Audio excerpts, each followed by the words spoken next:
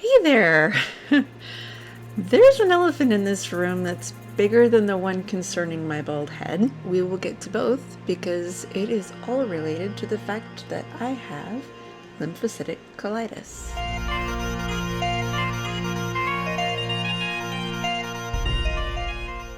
I have way too much to say in this episode, so I will dispense with my usual intro. I also have written out a script, so I'm going to do a lot less editing.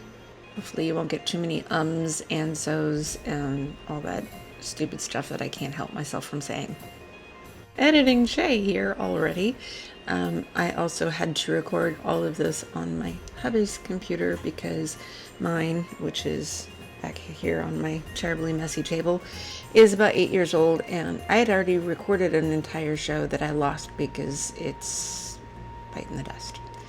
And I don't have access to my usual harp music from my recording that I did years ago, so you're getting Apple Music as a background. So, bald-headed elephant. Do you remember my carb challenge? And do you remember how it messed up my numbers?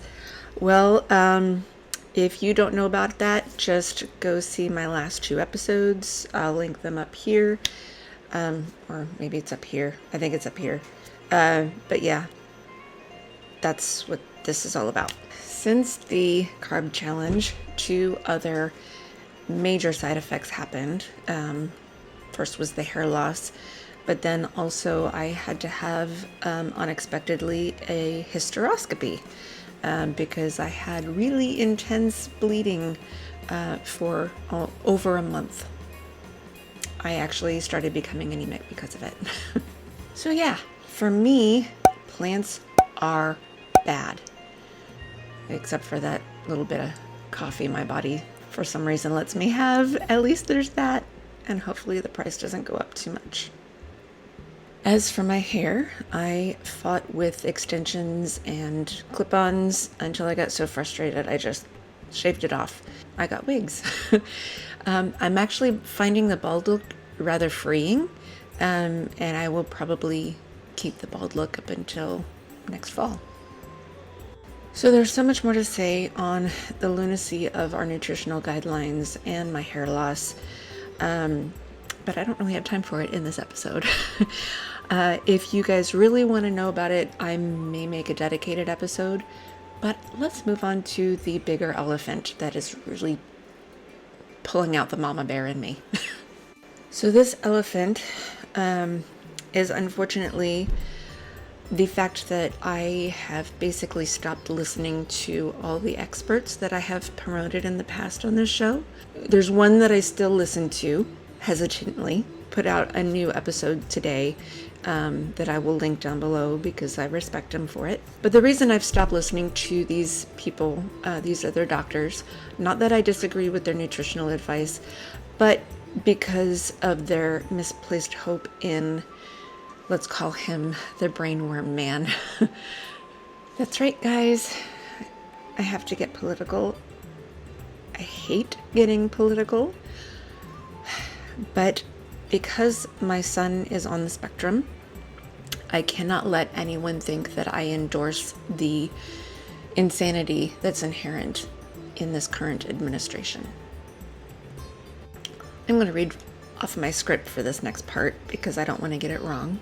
Yes, meats are healthy. Yes, we need an overhaul of the country's nutritional guidelines. And this is why the experts that I've pointed to in the past, Dr. Berry, Dr. Anthony Chafee, Dr. Siwas, Nina Teicholz, etc., have expressed hopefulness about the brainworm man because he does say that we need to eat more meat. And even a broken clock is right twice a day. It's a very broken clock. Nick Norowitz is another one that I've promoted heavily.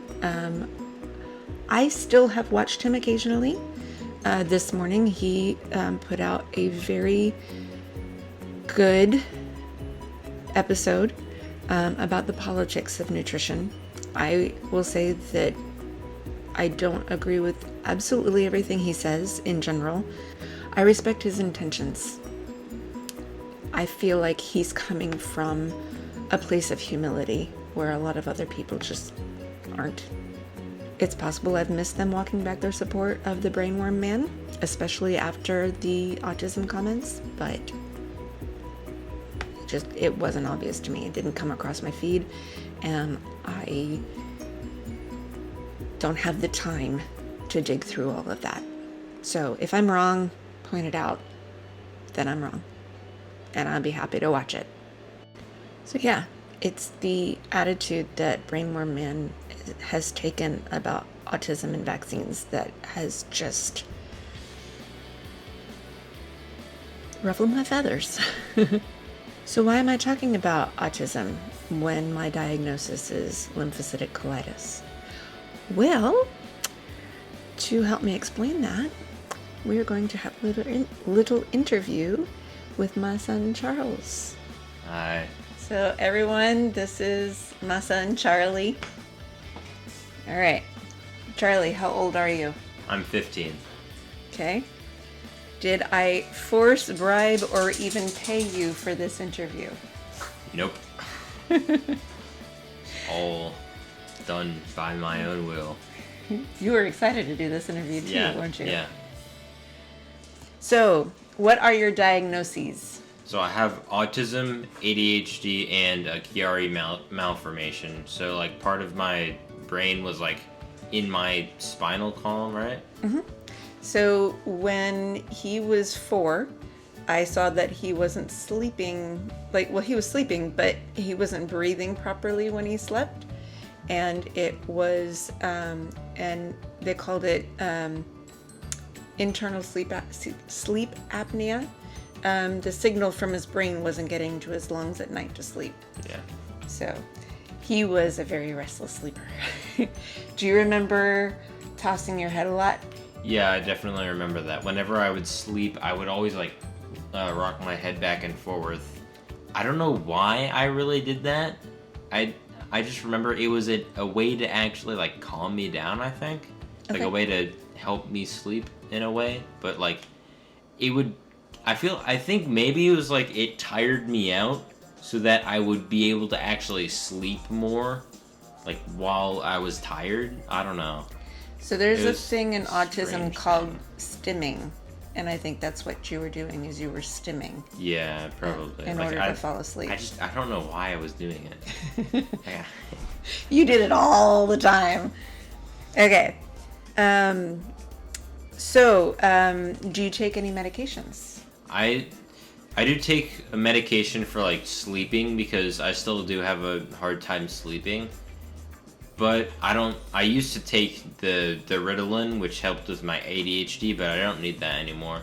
Why? Why do you not need it? Because I've been on the diet, the carnivore diet, for the past, how long? A year at this point? I think it's been... Has it been a year? Oh, it's been more than a year.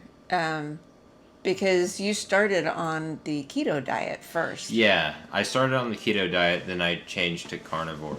And you started on the keto diet. Do you remember what prompted you to do that? What? It was because I accidentally took my clonidine instead of my medication. Because my medication helps me stay awake and focused on things, but my clonidine actually puts me to sleep. So I accidentally took the wrong one, so I was sleepy. Was it because I was sleepy the whole day, or was it because I was awake the whole night? It was, okay, so you were really mad at yourself for it too. Yeah. We were both on set for the movie Twisters. Oh yeah, Yeah, we were in the rodeo rain, scene. and there was so much rain there. And they were overnight shoots. So his medication also had to be swapped. And this wasn't the first time that you'd taken the wrong medication. Yeah, it was that was just the one point that I got really angry at myself for it, because normally if I'm chilling at home, if I take the wrong one, big deal. I might be a little tired in the actual day. Hold on. Scout. Come on, puppy. You can sit in my lap. There she goes. When she sits. Yeah. I can edit this part out. Okay, you can go ahead. But if I'm just like at home, it doesn't really matter because I can basically do whatever I want here. But if I have a specific thing that I'm doing, Like going to school. yeah, but like I could still like get out of school for like a medical reason. But for like a set, like we are supposed to be there on that specific time, and if we aren't there, then we don't get paid. So Right. that was like a specific thing where if I took the wrong medication, there are actual consequences. So I don't say, you have to eat this, you can't eat that. You tell yourself this, right? Yeah. It's not me. It's him. It's all him. I literally choose not to eat any food at school. I could go in the lunch line and actually get food, but I don't need to because I'm just not that hungry. I can wait until dinner.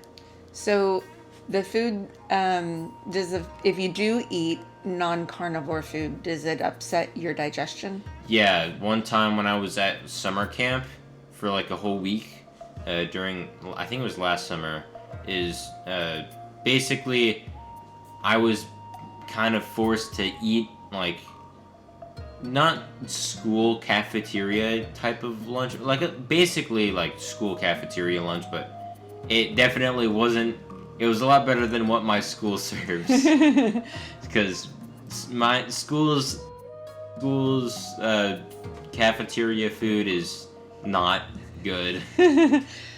But how did eating the food make you feel? I felt so much like hungrier.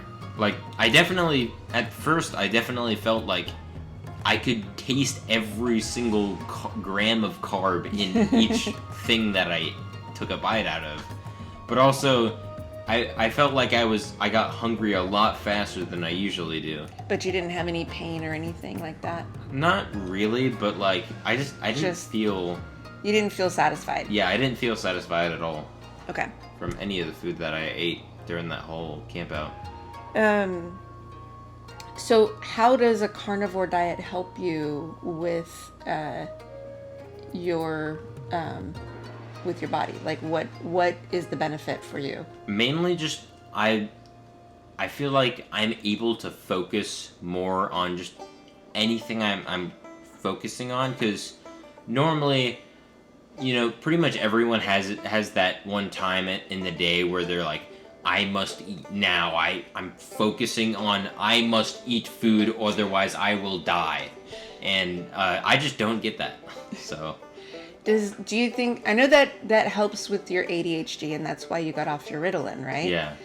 Do you think it helps you at all with your autism? Yeah, I mean, I don't know. I'm not really sure because, I mean, it's not like I have had any time before my autism to like compare or anything. Because you've always had autism along with ADHD, so it's like it's hard to differentiate the two. Okay. Got it. All right. So we are going to move into the Brainworm Man's speech. So Charlie doesn't know what this man said about autistic people. He knows he's heard about it, but he doesn't know the specifics. I haven't heard the speech, but I know of what he has said about people in general and just things he says, like the anti-vax things that he says. He's ridiculous. So, he says that you will never hold a job. There's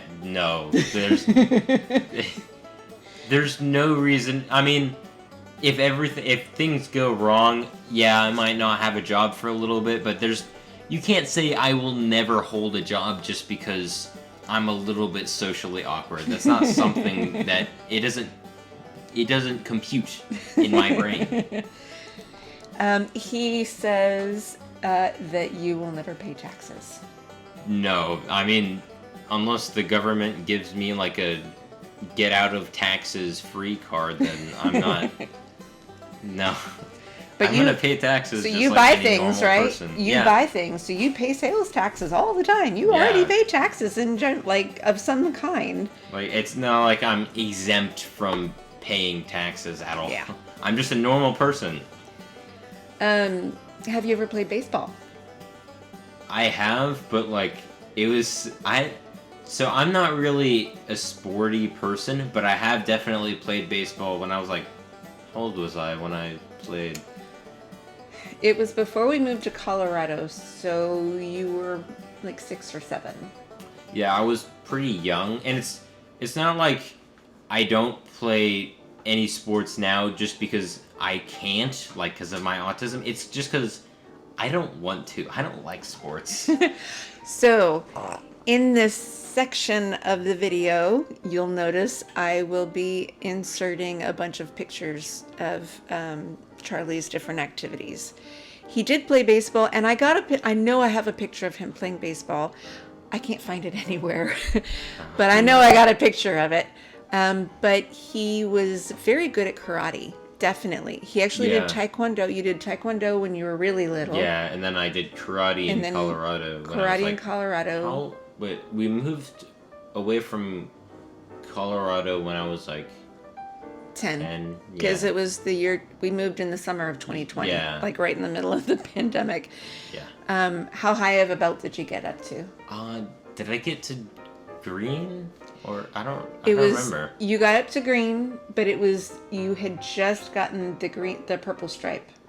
Oh yeah, because it went like you would start with white, and then you could get white with a yellow stripe, which signified that you were still like a white belt, but you were actually making progress towards the next belt. So it would go white, and then white with a yellow stripe, and then solid yellow. And then yellow with a green stripe. I think it was orange. Was it orange? I think there was an orange belt in there. So I think it was white, yellow, orange, green. Green and then purple. Okay. Yeah. I don't remember it because I think different karate places do it like differently. Like they have the belts lined up in different ways. But black belt is always obviously the highest one. But I think it was the 4th one that I was the 4th belt. You were really good at it, and the only reason he stopped is because we all went into lockdown, and computers took over. Yeah. And that's the story of youth nowadays. Yeah, like lockdown, like quarantine basically ruined our lifestyle forever. Because we got used to basically playing video games the entire day. Well, not obviously you still had online school, but we got used to sitting at our computers the majority of the day. So. But what else do you do? Well, I do like acting at the spotlight. Like anytime they need like the role that they need, I will like the roles that I play. I only play Frank for right now, but I am learning the lines for Willie. And if they ever need a Frank, I'm always there to like. If they ever need it in emergencies. By the way, I forgot to tell you they need you backstage this Saturday. Okay. Okay. What else do you do? Well, yeah, I do. I do scouts, and we do a camp out every month, and it's not like obviously it's not RV camping. It's like real like tent camping, and we have this system set up so that each person, like we have the quartermaster who's in charge of like delegating like who has whose tent and who's taking it home to clean it, and also we have like Saturday is when we do whatever the camp out is. So if it's like a kayaking camp out, we would go kayaking at that point, or if it's like a merit badge fair, but for like a camp out, we would, each of us would go to our merit badges. Do you guys ever play sports at the campouts?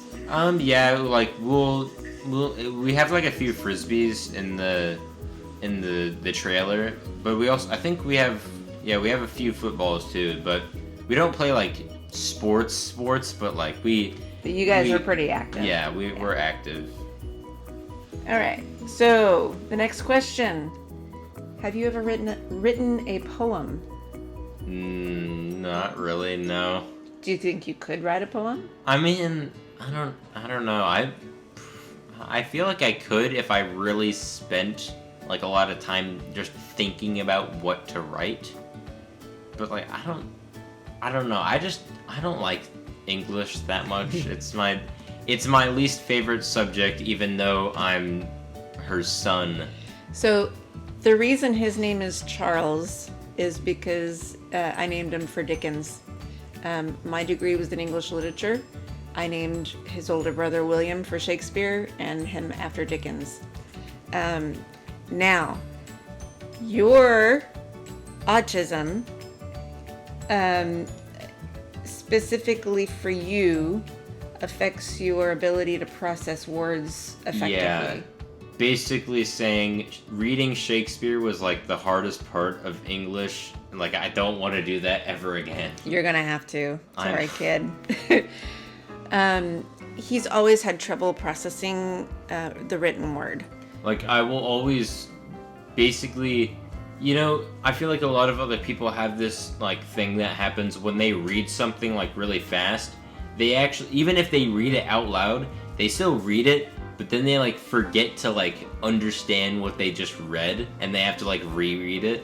That happens to me a lot more. Like, I basically have to reread everything. Like, well, not everything, but, like, most, like, long paragraphs. I'll have to, like, read it, like, 2 or 3 times to really understand what it's saying. But did you know that autistic people do write poetry? Yeah, I mean, I'm not surprised. Like, I just don't like English, but that doesn't mean that every autistic person hates English or whatever. Yeah. We're not all just the exact same person. Yeah. Okay. Do you think that you will ever go out on a date? I mean, I hope so, yeah. You're only 15. You got time. Yeah. But Brainworm Man says that you will never go out on a date because you have autism. That makes no sense, because I'm pretty sure there's like people who have autism. There's also other people who have autism that you can relate a lot more to than just an average person. And being able to relate with someone a lot more will definitely help with bonding and stuff, so. Did you know there's a whole show, I think it's called Love on the Spectrum, and it's about autistic people dating.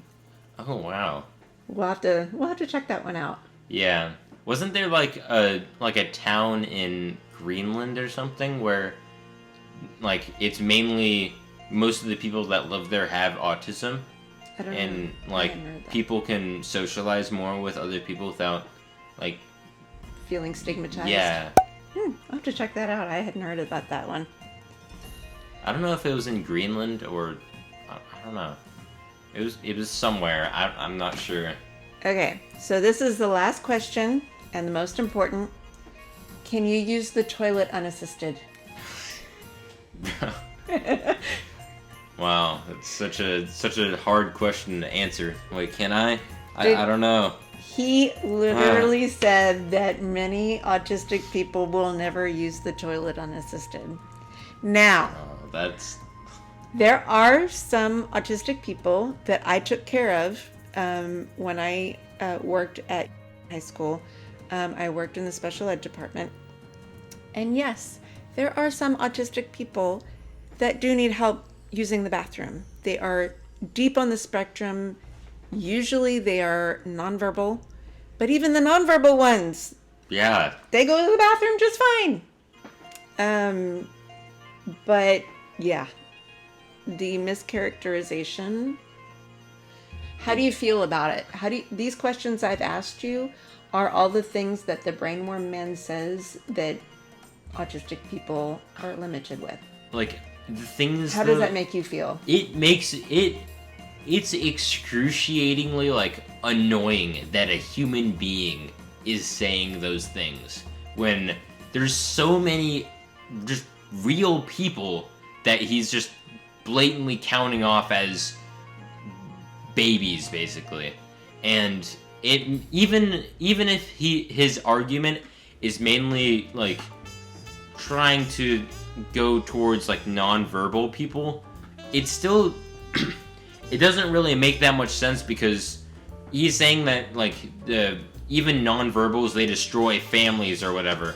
No, they don't. They actually bring them together. One of the things I wanted to talk about with you was how different you were, because one of the things that the Brainworm Man says is that vaccines, specifically the measles vaccine, causes autism. When you were born, you were a typical baby at the hospital, and we couldn't figure out, like, you weren't diagnosed until you were 6. No. Actually, you were 8. Was that 8? I think you were 8. Because that was, like, after we left Florida. Yeah, you were diagnosed in Colorado. Oh. I thought it was in Florida. Your Chiari surgery was in Florida. But from the day we took you home from the hospital, we could not drive with you in the car to very far places because you screamed. It was ear-piercing screams from the day we put him in that car seat to take him home from the hospital. They were road trips we did not take. His dad and brother and grandparents we were living in Tampa, and they went to Daytona, and I stayed home with Charlie because it wasn't worth driving like 5 hours or however long it was from Tampa to Daytona. It wasn't worth driving with him screaming in the car the entire way. Everlasting vocal cords. We actually got permission from the doctor to give him Benadryl at night, and we would drive through the night. We would start at 8 p.m. One of us would go to sleep after you were asleep, when you finally stopped screaming and just went to sleep. One of us would sleep, the other would drive if we had to, because when we would drive to North Carolina to visit your other grandparents, we would just drive through the night because that was the only way to get through a road trip with you. And then as soon as we turned his car seat around, he was fine. Once I was old enough to turn around the other way, I just stopped. Stopped the screaming. The screaming absolutely stopped. It was also, we would take you to Busch Gardens a lot when you were a baby. This was still in the screaming age, screaming in the car age. We would go on the Sky Ride, and because his brother loved the Sky Ride, but the noise before you got on the Sky Ride was terrifying to you. I always remembered in the Sky Ride, there's like so many things, like huge machinery in the part where the gondola actually gets onto the station. There's like all those huge gears and stuff, like really big machinery. It was so loud in the line because the line would the line basically snaked throughout the station, so it was really long, and it was so loud in that line. I always remember it being really loud in there. It was probably overwhelming. Yeah. Because that's what happens when an autistic person is overwhelmed. They just have a meltdown. He had a lot of meltdowns as a little one. You don't have them anymore. No. But you do feel overwhelmed from time to time still. Yeah, but like I'm not gonna be like, You're not gonna lay on the floor and kick your hands like you used to. Yeah. I don't think I've done that since like I was 7. You had a few meltdowns even after your diagnosis. Maybe like 9 at the latest. And then this again was before he was diagnosed, but you were about 4 or 5-ish, like around that age time. Like this was months. It went for months. We were still living in Florida, and when I put him to bed, he had to have 9 blankets. I remember that. And they had to be put on him in the right order and like not upside down, like otherwise he wouldn't be able to fall asleep. In Florida, 9 blankets. I don't understand how I didn't overheat. I'm not even sure. I don't understand either, but it was a thing. Like he couldn't sleep without his 9 blankets. Because I remember it was like they were like quilts with like different patterns on it and stuff. Yeah. Like, I remember like, what were they? Like they were just each of them were like different quilts. They weren't just quilts though. They were like some different... were quilts. Some were like the soft fuzzy like I can't remember the name of it. Anyway, they were really plushy blankets, and we lost one during when you had your surgery. Oh really? You were so upset. It was because it was like a pale tan, like a not white but like off-white, like a pale tan, and it blended in with the hospital sheets, and when they came to change your bed, they accidentally took your blanket, and it got lost. So I don't remember that at all. Yeah, one side was satin and the other was that plushy material. Yeah, that was one of them. So as this interview has gone on, I will have like added all of these pictures. Some of them just cute pictures because I thought they were cute. But all of the pictures of the typical childhood you had, despite the fact that you were autistic. Right? I know. Like the portion of autistic people that he's basically like he is. There are some autistic people that they are basically what he's saying they are, but it's a very small percentage of all autistic people. And another question that I happen to just think of: is it a disease? No. Definitely not. It's not a disease. Like it might be like bad if you didn't want your child to have autism. Obviously, you don't want them to have autism, but it's not like something you can contract from me. I'm not gonna cough on you and give you autism. So, and that was the reason why I brought up the car screaming and you know, the overwhelm with the noise at the Busch Gardens, because that was before he got his measles vaccine, because children cannot get their measles shot until they're a year old, and that's why the virus it's so dangerous. There's all this anti-vax stuff because they are not protected.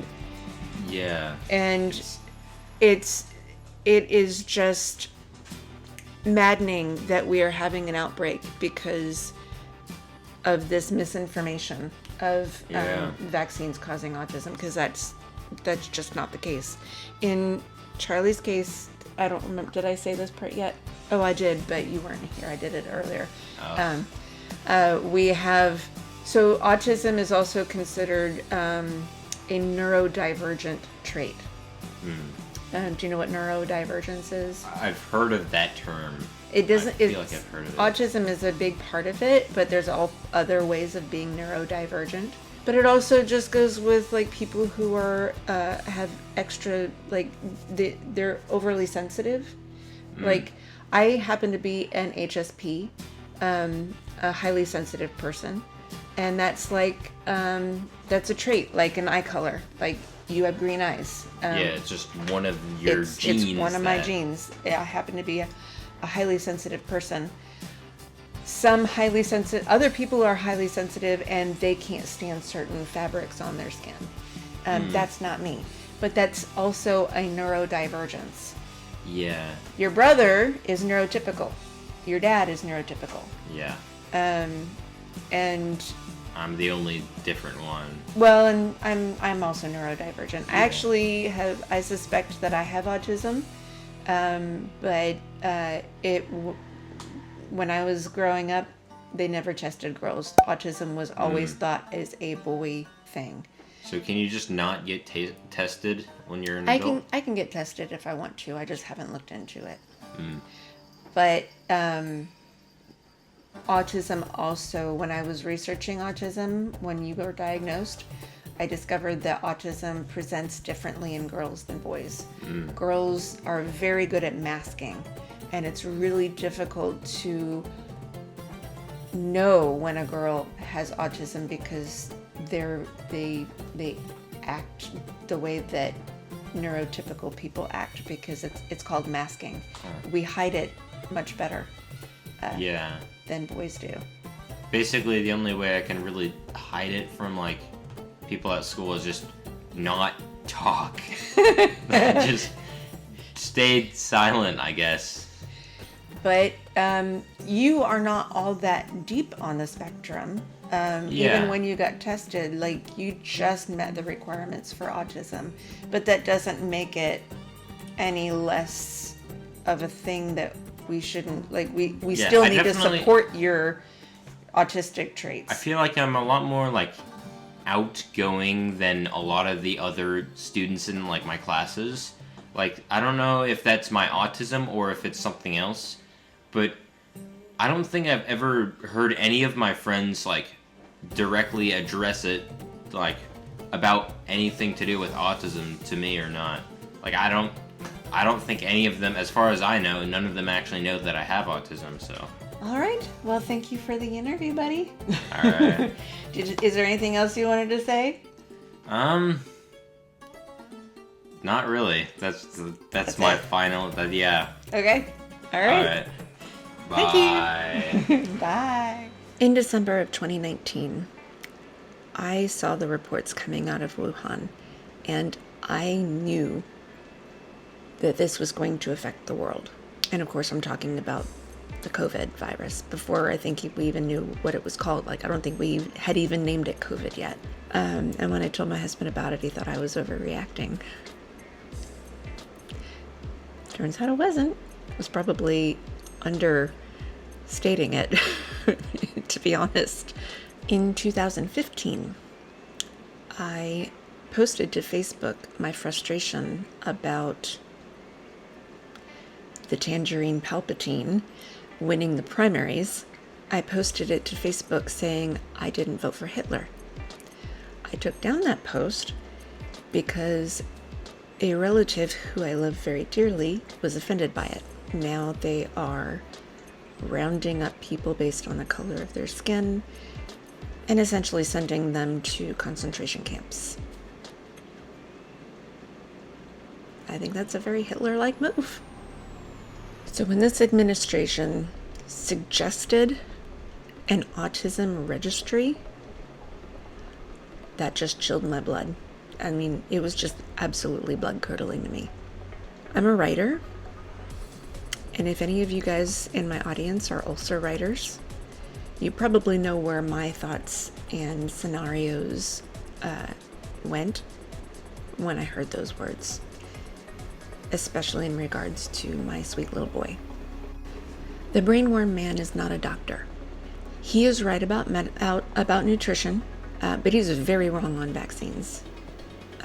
Fatally so. Ansel Keys erroneously demonized saturated fat in the 1950s, which is why we are where we are. But what the brainworm man is doing is completely discrediting the push to add healthy meats back into our diet. He's saying we need to do it, and then he turns around and says vaccines are causing autism? I don't think so. In Charlie's case, the autism is most likely genetic. There are people with mental disorders in both sides of my family. There are people with mental disorders on my husband's side of the family. Please show me a family that does not have neurodivergent people in it.